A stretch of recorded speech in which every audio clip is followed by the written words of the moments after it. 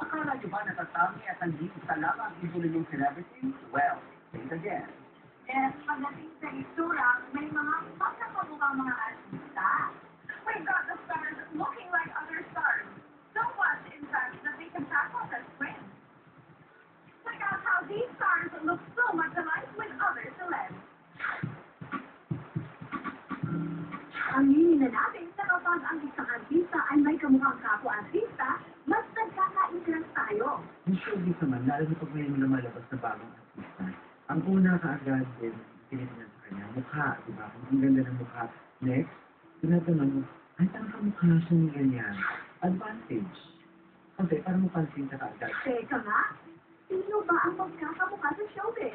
Gumawa ng survey ang In the Limelight kasama ang entertainment writer na si Gorgie Rula. Ang resulta, ang ating listahan ng top 7 showbiz look-alike. That's number 7, Lovie Pope and Devon Devon. Kita mo ha, talagang sinisure ko si Devon Devon. Kasi mas kilala si Lovie. Pero maganda naman talaga, itong ang kaibahan na kasi si Devon Devon, maganda talaga yung face yung pagpasok talaga siya sa TV. Whether yung face na sila, hindi rin siya ganito ganda, kahit simula siya.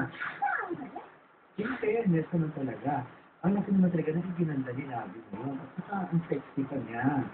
Ang ating number 6, Marian Rivera and Carla Abellana. Pumasok si Carla. Ang una talaga ko ng pesa kay Carla si Maria. Parang kamukha ni Maria, sabi,